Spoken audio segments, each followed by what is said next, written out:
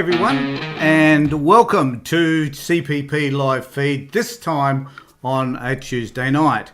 Now, I'm actually excited tonight because we've got the great, the one and only, the fabulous, the incomprehensible Avery Hilditch with us. And I'll just introduce Avery before I have a discussion with you about everything that we will be talking about tonight. So how are you, Avery? I'm very good. How are you today? Good, thank you. I'm surviving COVID. And I'm comprehensible. And you're well, I believe you are. You did say incomprehensible, which means nobody understands the word I'm saying. I did mean incomprehensible. No one can comprehend anything that you say. Oh, that'll be helpful for tonight, he says. Won't it just? Yeah. So we're going to have an interesting conversation tonight. Hopefully we can get heaps of people on board. And I'd also like to suggest that if you are watching this feed, that you share it with as many people as you can also, because this is an important feed. It's the first one for this year, really, and it's going to be a format that Avery and I will be implementing on a regular basis throughout the year, particularly up until the election campaign.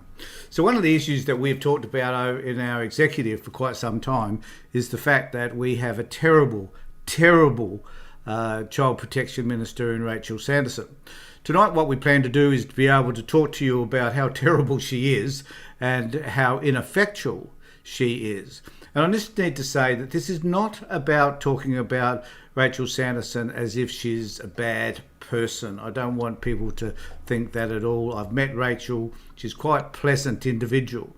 What we're talking about tonight is who she is as a minister and whether or not she is effectual.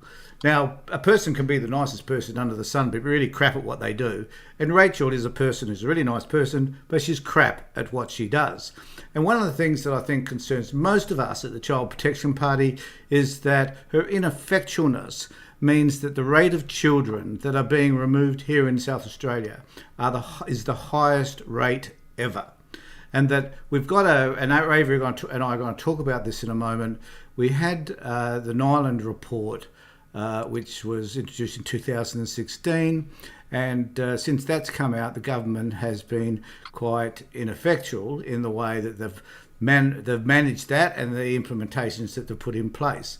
Now, the best way that we can tell whether or not a system is functioning and working appropriately is for the number of children that are taken into care to decrease. And because this is not happening, we can only assume that the management of the system is poor. And there's lots and lots of reasons for that. We could spend a whole hour talking about it. But tonight we want to invite you also to talk to us about your experiences around the child protection system as well, and how that particularly impacts you and what changes you think could be made. So I'll just bring Avery back and we'll have a conversation about all of this. Okay, mate, where do you want to start in talking about how crappy this system is? Well, the first thing that occurred to me is what qualifies her for the role of Child Protection Minister. Well, the fact that she's a member of the Liberal Party, and they couldn't find anybody else stupid enough to take on the job. Basically. Well, that would appear to be the only qualification, because when I looked into her background, she has a BA in accountancy, and good on her for achieving a BA. It's tough work to do that sort of thing. And she also founded a modelling agency, Rachel's Model Management. Good on her for creating a business. How does that qualify her to be Child Protection Minister? Well, the reality is it doesn't. And you raised some great points that so what sort of person would we expect? I would suspect it to be someone that has a great and a deep-rooted sense of social justice, fairness, understands trauma that impacts children, understands therapeutic processes that can help children and parents to work through the trauma that's in their lives. That's what I would expect. But the point is that she puts around her people that aren't. So Kathy Taylor, for example, Avery, is a lawyer. And she worked in Queensland, second in charge, I believe, in the child protection system there, and she failed miserably as well. So we've got one person who's failed and the other person who knows nothing about child protection in the first instance anyway. And Rachel, before she came in, I remember having a conversation with her where she told me she was going to reform this system. She was going to change it so that it would work for kids and for everybody else. And she hasn't been able to do that at all, hence the fact that she is one of the worst child protection ministers that we've ever had. Well, I remember you and we went to a excuse me, a function. I think it was run by Backpacks for Kids, where Rachel Sanderson spoke, and during her speech, she was telling us, extolling the virtues of the child protection system in New York. And the thing that I've been wondering is, if that system is so good, and she's now been in power in that role for 4 years, why has she not started to implement it?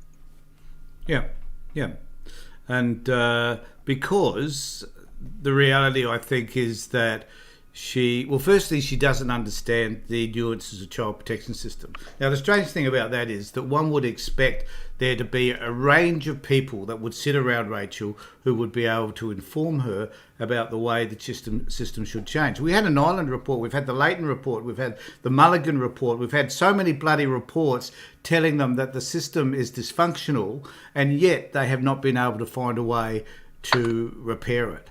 So one of the things that we're going to talk about tonight is a newspaper article that came out today in the In Daily, which highlights, I think, the ineffectual nature of the child protection system here in South Australia, where a baby got removed at birth, and what the Ombudsman had to say about that when that issue was presented to him.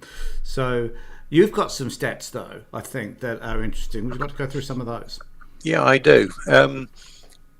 Firstly, in the 2018 election, she had a number of key promises that she made.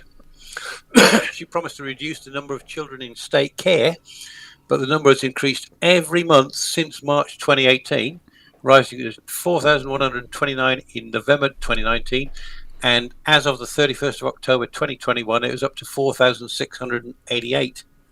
That is not a decrease. Right, and the other figure that I got there was that Indigenous children, they've gone up from about 24% to 36.7% of children in care in 2021. She promised to this is three key election promises: to reduce the number of children in emergency care to just 10. I've got no idea where she got the number 10 from. The most recent figures I could find were February 2020. Where there was 108 children in emergency care. And the other key promise was to limit the rate of increase of children entering care to 3% per year. In June 2018, there were 3,695 in care. On the 31st of October 2021, there were 4,688 in care, which is an increase of around 26% in 3.5 years. So much for limiting the numbers to 3% a year. Yes, and this is one of the biggest failures, though, is that I think one of the biggest issues for me has always been the fact that we've failed to acknowledge the role that parents need to play in their children's lives as well. So recently I started to read the Ireland report, and one of the issues that came out that was apparent to me was the lack of interest. Firstly, the government didn't set out to look at parents' experiences of children being in care. That doesn't matter. That's not important. So the people that give birth to these kids and consequently are expected to raise them, their issues are not important, apparently.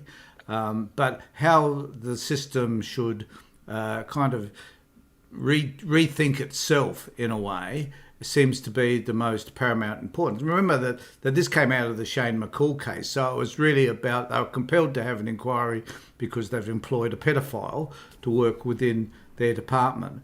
And it also showed a lot of inefficiencies that happen within the child protection system. And it also, Ireland does talk in depth about the workers feeling overworked, overloaded, and all that sort of stuff. And there needs to be more workers and so forth, and aspects of the system needs to change. But some of the things that they've implemented, and I'll just bring up one of those in particular, and that is the reunification court, has been a dismal failure. We see a lot of people being referred, or some, not all, being referred to the reunification court with the view that the department believes that at the end of the day they could have their child returned to them. They put them in this court, 12-month order is in place, and at the end of the day they're expecting those kids to be returned after the parents jump through a whole host of hoops. The reality is that, I don't know the percentage, so I can't actually give an honest version of that, but what I can say is that in my experience, a lot of people start with that, then the department thinks it's all too hard, and then before that reunification process is finished, they choose to go to a long-term order for these kids. And so this is one thing that they tried to implement. They have done so, and it hasn't worked. The thing that they need to be doing most of all, I think, is the retraining stuff. And they do talk about retraining, and Nyland talks about retraining staff, but the question is, how are we retraining them? How are these social workers viewing the world that's in the best interest of parents and children? Well, they're not. And I can cite example after example where the department just doesn't give a rat's ass about what is happening for the parent. In fact, today, Avery, I had a session this morning with a young bloke who's absolutely fabulous, and the department, and it was evident that the department were not interested in any of the changes that he'd made in his life. In fact, they seemed to be more critical of him for some of his past behaviours rather than seeing the changes that he's made right now. And this is what we see over and over again. The department hanging on to the history and not looking at the changes that people have actually made. Does that make sense? It certainly does. We've been talking just recently to a young lady who's in the reunification court, and I think she's been there about 15 months. And that'd be a long time if she was, but could be. Yeah. Well, it's been 15 months since it started, and she still doesn't know whether she's going to be reunified. I think they've gone for a longer term order, if I remember. Yep, that's true. That's true. And I still think that part of the problem is that the department is more interested in making themselves look like they're doing something rather than actually doing something. Yeah. And I just wanted to perhaps run through so there's an article that came out in the Advertiser, when was this? Back in 2016 sometime, when Jay Weatherill and Susan Close was the minister and Jay Weatherill was the premier.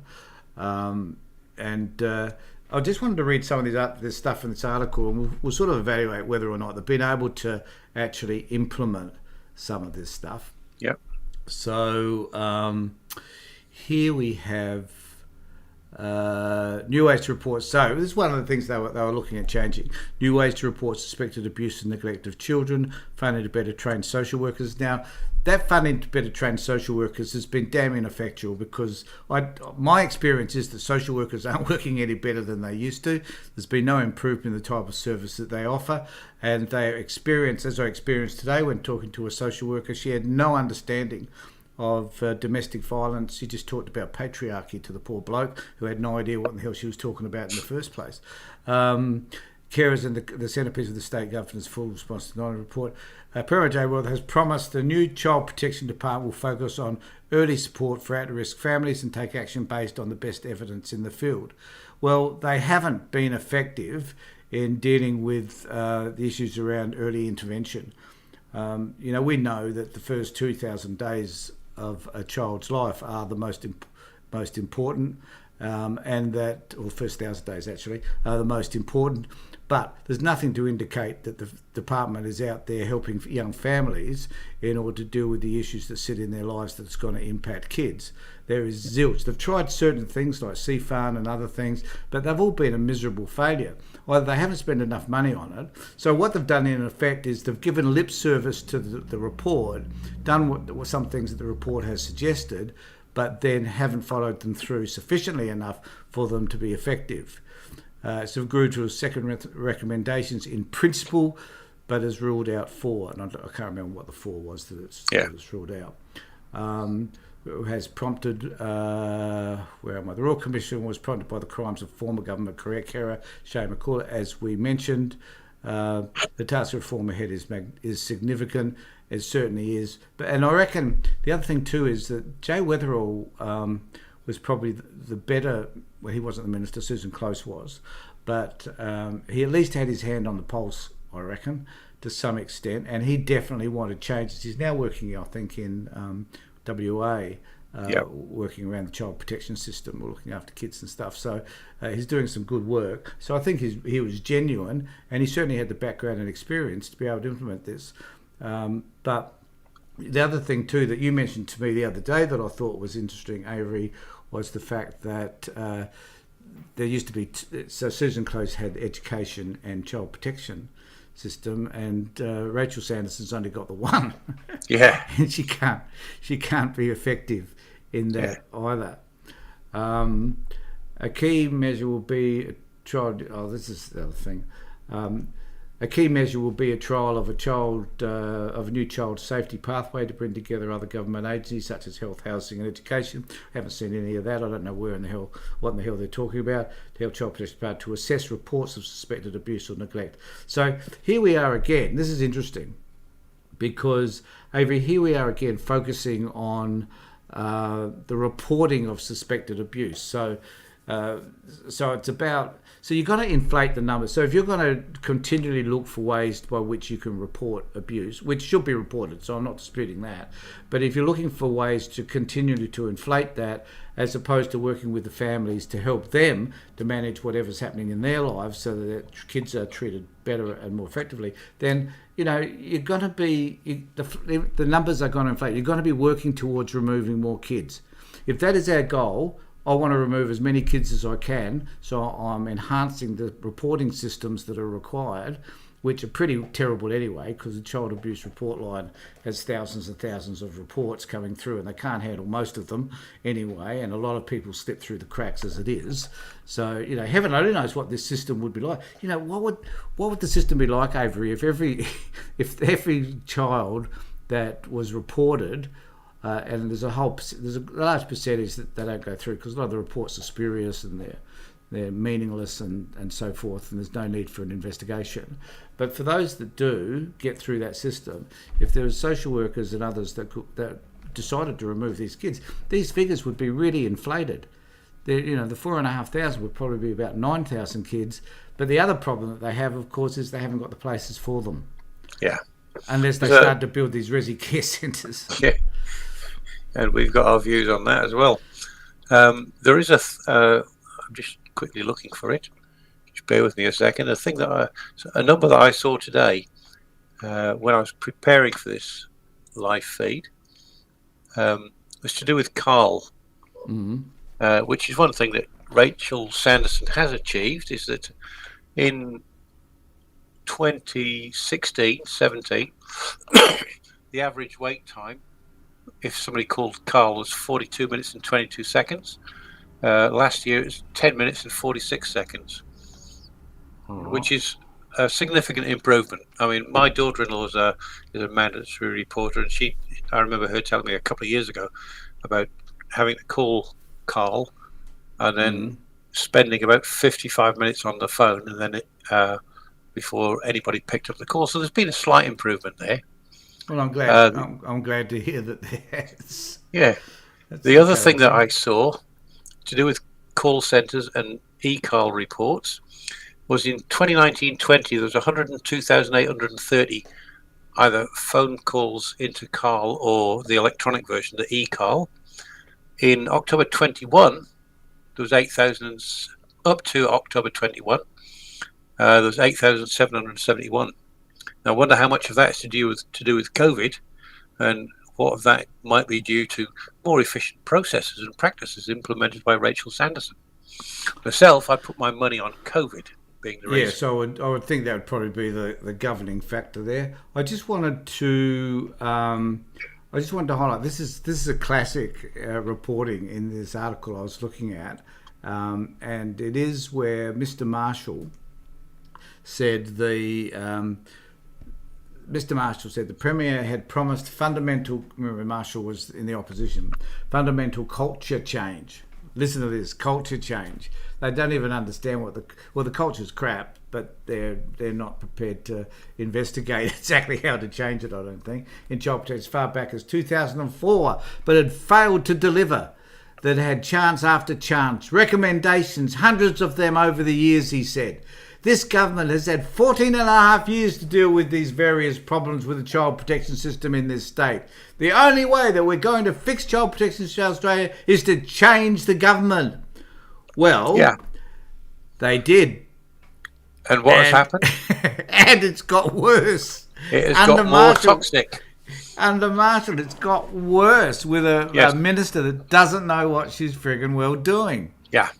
One of the notes I made about Sanderson was that since she took on the role of Child Protection Minister, there's the environment that they work in, the child protection workers working at the DCP, has become more and more toxic.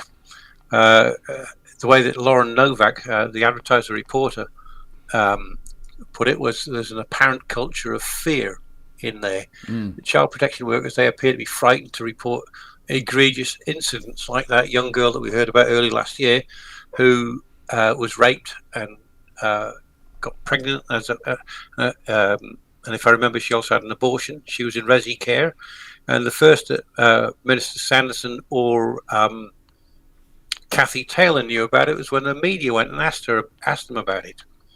And the interesting thing about people, I was going to say, people have been frightened to report up the line for it. Are you saying that that's a current report? This was from Lauren? well, sorry, the report. This is from this particular bit was from 2018, July 2018. The bit about the young girl that got raped and pregnant and had the abortion was, I think it was early last year, or it might have been late the year before. But the thing is, Kathy Taylor, Rachel Sanderson, they found out about it when the media approached them and asked them questions about it. Yeah. So we did a live feed about it. And this thing that you talk about culture, though, Avery, is really important, isn't it? Because if the culture's toxic, now the interesting thing is that Nine Report said exactly the same thing 4 years ago, and they're saying exactly the same thing now, that it's a toxic culture. So Marshall says they're going to fix this culture, right? This toxic culture that's there, this dysfunctional organisation, and they haven't done it. And the question for me is, if you're not going to do this, who are you disadvantaging? Like, if you're not aware that within your own organisation that people are acting badly and that there's bullying and harassment and a whole host of other stuff going on, and you choose to do nothing about it, and people are under extreme pressure, therefore unable to make appropriate decisions, who at the end of the day loses out? Yeah. It's the kids. Of course it is. But when I was looking into the history of Rachel Sanderson as the minister, I found an article by Lauren Novak in the Advertiser done in July 2018. She was talking about the culture in the Department of Child Protection, and Sanderson said she didn't want to go on a witch hunt, and she promised there'd be no standover tactics or bullying. And she also said there's been a toxic culture in the department. We don't want staff living in fear. We will change this culture, but it's not going to happen in 100 and something days post-election. Well, here we are, about 1,396 days after the 17th of March 2018 election, and that toxic culture still appears to exist in the department. So when does she expect it to disappear? Well, it will only disappear when she understands what's causing the toxicity to start with. Yeah. You know, and addresses that issue. I think that is fear of reporting up the food chain in the department, fear of repercussions from the senior management. The person in this particular case that I mentioned about the girl that got raped and pregnant, well, it was I'm the child protection worker working in that resi care facility. It's my responsibility to make sure that she doesn't get pregnant. So if I go and report it up the food chain, they're going to come and jump on me instead of jumping on the guy that raped her and punishing him. So it's the fear of repercussions. Yeah, I was going to use another word for doing the right thing. I was going to use another word starting with F, something up. But it's just that fear that they're going to be caught out because they make a mistake.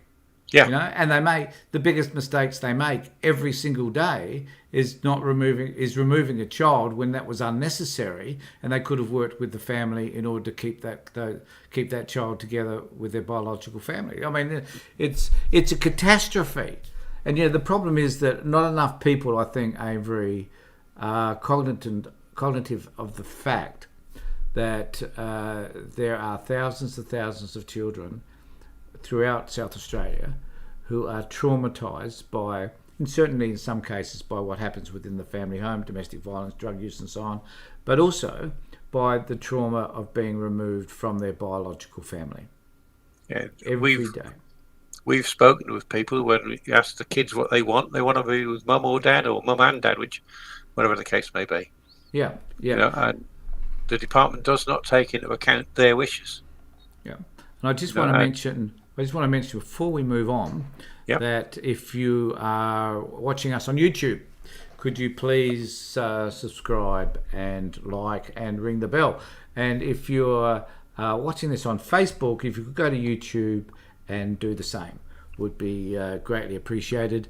And I didn't want to miss the opportunity also, before we go to the next article, which is a newborn baby taken from mother in flawed process as the SA Ombudsman. Before we go to that article, I just wanted to suggest to people, Avery, that they could very well donate to us. So I just don't know whether you wanted to make a comment about that as well. Well, I would like to make a comment about that. I think it was under the Rand government that they decided that they didn't want minor parties taking up their seats in the lower or the upper house here in SA. So they increased the fee to nominate a candidate from a couple of $100 up to $3,000. Yeah. Now we need to give us any chance of getting somebody elected in the election on the 19th of March this year. We need to have two candidates above the line, because then two candidates, the party will then be above the line. 95% of people vote above the line. Yeah. So we need to have a minimum of $6,000 to register those two candidates. Yeah. So anybody out there, if they want to see a change in this system, the only way it's ever going to happen is if we can get, say, Tony or somebody else, whoever the candidates happen to be, get them into the Legislative Council, so that they can then move bills to effect positive change in the child protection system. Yep, and all they need to do is go to the childprotection.party. Not all that hard. And there's a little knob at the top that says donate. No, there's a button right in the middle of the screen. It says donate, and they can make a single donation. What it would be really good would be if they made a regular donation, $10 a fortnight, $10 a month. Yep. Whatever they can afford. Every dollar helps. Another thing that would help us as well is if you're a member of the Child Protection Party, and you joined before around about December 2019, your membership was free. Well, we would really appreciate it if you could pay the $12 for the annual membership, a fee that we introduced nearly 2 years ago now. If you could pay that would also help us. You can do that by just sending an email to secretary@childprotection.party saying, I'd like to pay the $12, and I'll make the arrangements to collect the cash from you. Yeah. So, thanks for that. Thanks for that, Avery. So I wanted to get to another news article, and we will finish on this. And this is an article which kind of highlights the very things that we're talking about today. But the great thing is that this article came out today, so it's fresh. So we're not talking about something historical, we're talking about something that's happening presently. So this is where a newborn baby taken from mother in flawed process, says the South Australian Ombudsman.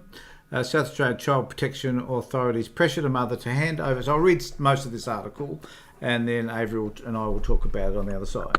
Mother to hand over custody of her 4-year-old baby to her estranged partner in a process the state's ombudsman has described as flawed and inconsistent with the United Nations Convention. Now, it is important to state that I've worked with many mothers in particular who have had their children removed from them, and every time I do it, it's just an horrific situation for the mother and also for the child. And so anyway, this person obviously, she's not named, but she went to the Ombudsman and made a complaint. And I think this is valuable information for all of you who have been through this, or, well, I hope you don't have to go through it, but if you do, this is some information about how to handle it. In a damning finding, the Wayne Lyons stated the Department of Child Protection acted in a manner that amounted to error when it asked the first-time mother to sign an agreement to relinquish custody of a newborn baby in early 2020. Lyons told in Daily Today the department's handling of the case was in danger of being a coerced agreement rather than an informed one, and ultimately left the mother in a situation where she didn't know where her baby was. Now, when we talk about coercive control in domestic violence, we're actually talking about the same thing here, where the person with the power, namely the department, person with the power in relationships, often the perpetrator, usually men, used their power and influence to be able to coerce someone to do something that that person wouldn't normally choose to do. According to a summary report released by Lyons last month, following an investigation, the department intervened after receiving concern notifications about the mother's capacity to safely care for the child in the days before and after birth. In response, Lyons wrote the department developed 2 safety plans, which placed then 4-day-old baby in the care of its father, who had separated from the mother and had limited contact with her. Now, I want to talk a little bit about that in just a moment, but I'll come back to that. According to Lyons, safety plans must be collaboratively developed between the department and the child's parents, guardian or caregivers, and are considered the preferred option for handling child safety concerns over formal statutory action. So this is before one goes to the court. There can be an agreement. This is what the parents are going to do. This is how they're going to behave. And this is going to be the way we can go forward so that we don't have to make a statutory declaration. In other words, go to court and have a judge rule on it. But Lyons found the department didn't collaborate with the mother and instead developed the plans separately with the father and presented them to the mother for agreement. I don't know whether I should talk about it. I'm going to come back to this because this is really, really super important. The report stated Lyons received no information to suggest that the mother was able to contribute to the terms of the safety plan or the department meaningfully sought her input in the process. They didn't even seek her input into this process. They just decided because they had a conversation with the father that she was a crappy mother and then chose to remove the child. She, the mother, was under pressure with her estranged partner at the time of giving birth, and the department sort of negotiated, or used that in a guided way, that the child would go into the care of the father, Lyons told the paper. It seems as if they pressured her to sign an agreement. This is Lyons talking, the Ombudsman. It seems as if they pressured her to sign an agreement to allow the father to have the care of the child because she was regarded by DCP people as not being suitable. In his report, Lyons stated that the mother initially refused to sign the safety plan. He stated that it did not appear that the department responded to the mother's refusal or advised her of other options, such as statutory removal through the court. So they didn't tell her what were the alternatives around all of this. In a sense, what the department did without formally getting court orders to remove the child was pave the way to advantage the father in looking after the child. They may well be able to say that was in the best interest of the child, but the informality of that arrangement denied the mother the opportunity for the arrangement to be scrutinised by the court under a formal review or order or application, because the mother would at least have an opportunity, as useless and as hopeless as it often is, to actually go to court and argue a case. My investigation identified that the whole process of getting her to enter into the agreement was flawed, and the department needed to review that. According to Lyons' report, the department argued that it did not consider statutory removal to be necessary as the father had made an assertion of his parenthood. Who gives a shit? So he's the parent. But his parenthood, I guess, is his version of whether he can parent the child. But Lyons stated he did not find the justification compelling as refusal by one parent ought to have been sufficient to consider the alternative arrangement. So if a parent disagrees, then they should have a look at why they're disagreeing, and there should be a conversation about all of that. He added that the mother was particularly vulnerable in the circumstances. God, she just gave birth to a child, and the department should have offered her independent professional support to help her better understand the proceedings. I just want to make the point here that this is where you need someone like us, or a professional, well, someone like myself, I guess, who's a social worker who understands this system, or an advocate of some sort, to be able to advocate for you so that you can understand what is happening at that time, as opposed to being extremely confused and a bit fuzzy in your thinking because, for God's sake, you just gave birth to a child. It was a real worry in that, I think. And inadvertently, the department was moving to an informal process to place a child in the care of someone other than the mother right after birth, and in that was avoiding a court process which provides some safeguards for ensuring that the bond between the mother and the child is not broken. There was no external oversight of this arrangement. That's a real worry, he says. And he's right.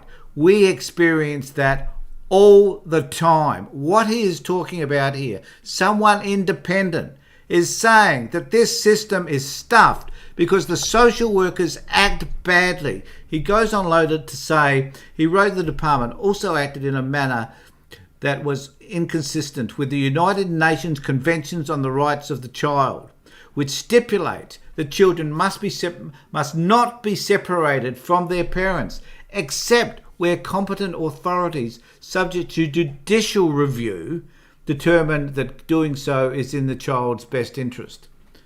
The mother's ordinary judicial review rights had been bypassed, and the department had acted in a manner that was inconsistent with the convention. He said at the time she did not know where the child was, as the father had limited contact with her contrary to conditions of the safety plan.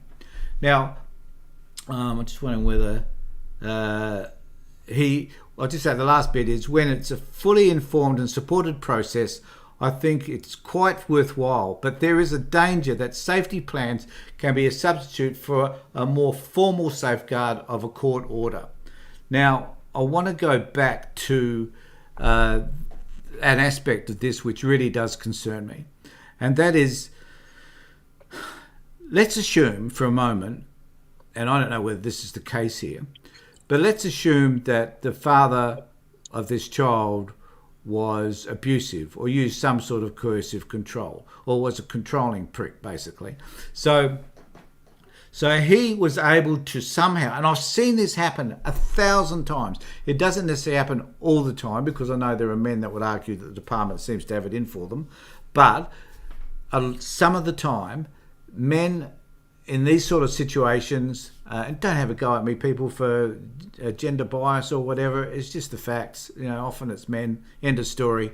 But in this particular case, it could be that this person was abusive of this woman, hence the reason why they're no longer together, maybe. Now, we don't know any of that, but let's assume that it is. Then the department workers fall into the trap of believing what he says. So they're subjugating her rights to a fair process in order to talk about how the relationship was, why she was in the situation that she was, and how he was. And they may have failed to see that this was them agreeing with, I forgot the right word now, them agreeing with... Aiding and abetting. Yeah, absolutely. That isn't quite the word, but it's similar. So he was... I wish I could think of the word. I should do, because I used to use it a lot. But anyway, it was about colluding. So it was about them colluding with him about who should be looking after this child, and they did it in a way which completely ignored her human rights in order to have a fair hearing around the loss of this child. Avery, that's my bit. I'm wild. I'm angry. What the heck? What do you think? Well, I read the entire article when you shared it with me, and then I went to start reading it. I went and read it again, and reading it again, the first thing that jumped out at me was that they the ombudsman said that the DCP acted in a manner that amounted to error. I think he was being very kind to them. I think he should have said that they were negligent in what they did because they did not involve the mother in this agreement. How can it be an agreement if she's not part of the negotiations? Well, it can't be. No, it can't be. They completely ignored. They completely ignored her rights in this process. Not to mention the child's rights. Now, the child still has rights, even though it was 4 days old. Yeah. And this child has a right, and he mentions it here in the report, I think, about bonding with the mother. Yep. And we see this all the time. Now, if you're a friggin' social worker out there and you think that it's okay in just a few days or even at the moment of birth to remove a child from its mother, then you're wrong. You are just wrong. Everybody I know would say that a mother needs to have that opportunity. I've been carrying this kid for 9 months. I've never had to do it personally, but I understand that some sort of bonding mechanism takes place if you're carrying a child for that period of time. And then the child is born, you love this child, you hug it, you cuddle it, they want to feed it, whatever. I know that as a dad, I want to hold the kid as well, all that sort of stuff. But no, the department don't seem to think that that's important. What they seem to think is important is that this mother, for some reason, some idea that has been concocted as a result of notifications, that this mother is a bad mother. Right? And somehow they've actually colluded with the father in order to have this child removed. And whichever way you paste it, mate, it's wrong. Yeah. Yeah. I forgot what I was going to say now. I'm sure it was important either way. I'm sure it was, but it's gone completely. But I think this is the point that we're making, Avery, is that... I know what it was. Sorry, go on. Yep. Yeah. You said about the mother needs to bond with the baby. Yeah. The baby needs to bond with the mother. That's right. Much more important in some ways, I would say, than bonding with dad or the mother bonding with the baby, dad bonding with the baby. Much more important, the baby bonds with the primary caregiver. Yeah. Yeah, because and they completely ignored it, didn't care. The most developed sense of a child is smell. Yeah. So, as it is with all of us. But when they're born, smell is important. So the smell and the association with that, and then taste and that sort of stuff follows. So they're important. But to deprive a child of that can effectively, and there's lots of psychological stuff on this, Avery, but that can psychologically affect a child for the rest of its life. Just the simple removal of them from their mother without that bonding process. So, and this is the whole thing. This is what's wrong with the department. This is why Rachel Sanderson needs to go. This is why we need someone at the Child Protection Party in there making these very points. Because this stuff doesn't get presented. It gets presented in the news, but I very rarely see Rachel Sanderson challenged in Parliament or through the media, apart from just someone reporting this stuff, And then we've got Marshall saying, 6 years ago or something, how terrible the government was because of its cultural shit. And it's still the same. Hasn't got any better. It's got worse. Worse. Yeah.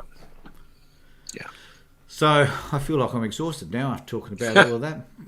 Well, when you phoned me today to ask about to tell me the topic we were going to talk about, I happened to be watching a program on TV on a crime channel, and it was about a series of murders that occurred in Canada in the 1970s. And the person who was the perpetrator, the murderer, he had been taken from his mother at birth. Yeah. And then he was handed to the father, and bounced around from the father to the mother into residential care, back to foster parents.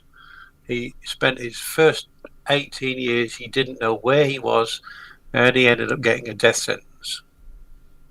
Right? And when are social workers? So I've said to social workers, okay, how long do you plan to be here? I mean, how long, you've just taken this kid, you're going to be here until this kid grows up? Well, I'm not, because this kid goes to another team. So the person that removes this child is not going to watch them grow up and have a look at how stuffed their relationships and everything else becomes. They're not going to do that. They're going to go. So they remove a child, and then they can wash their hands of the whole event. You know? And I think as a social worker, my responsibility is, if you're going to stay in this business for the long term, is to be concerned about what's going to happen. You know, whenever I meet a person, and I usually mainly work with adults, but you know, I think about, you know, how am I working with them that's effective? How is this going to impact their lives and change them to some degree? You know, and I don't think, you know, do social workers in child protection system even think about that? I've just removed this kid. What is this life going to be like for this child now that I've done that? You know, could I not have worked a little bit more industriously with the parents and hopefully have been able to change their lives so that they could be the parents they need to be? Yeah. And I meet parents all the time, Avery, who fits that mould, who would be prepared. They're not perfect, right?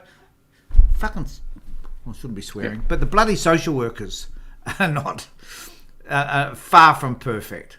You know, like the one I spoke to today, she was a shocker, man. So,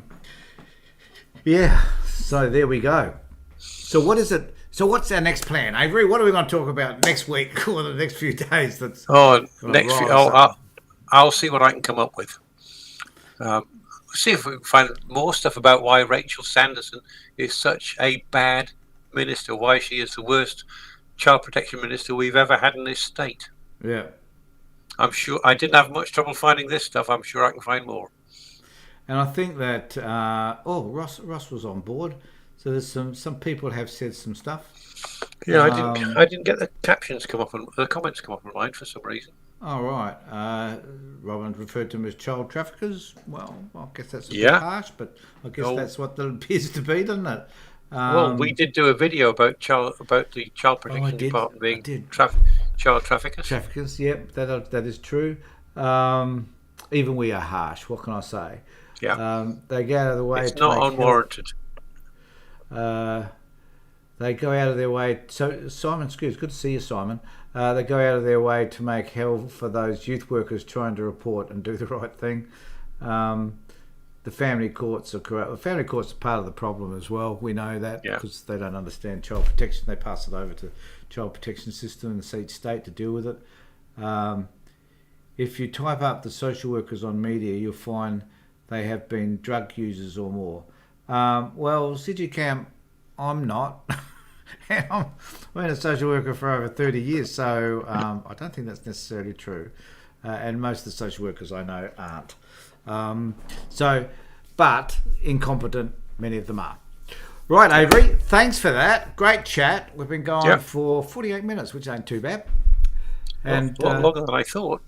Yeah, because I just got carried away. So, look, if you've got comments, you want to make them, please feel free. If you want to donate to Child Protection Party, please do so.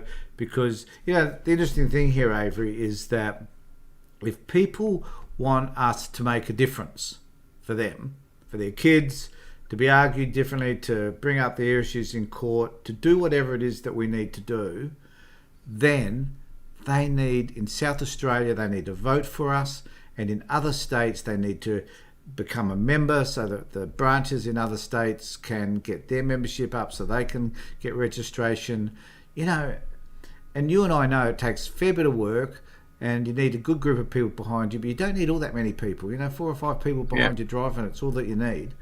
So if you're in another state apart from South Australia, contact Avery at admin@childprotection.party, and Avery can point you in the right direction, I guess, Avery, to someone that can work with them.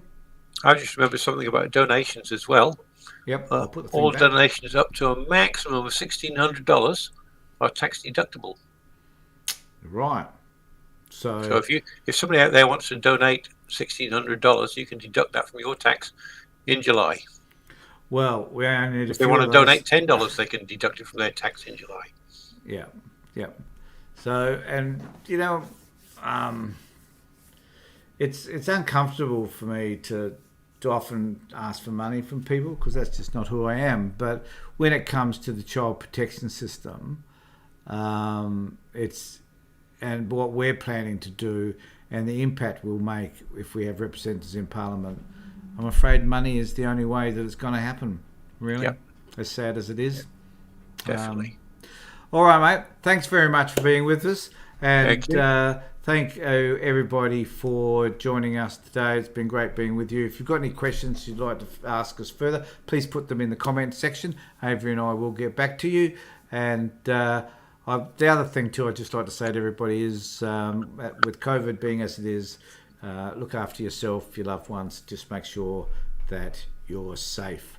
So thanks everybody. Take care. Be good to yourself. Bye.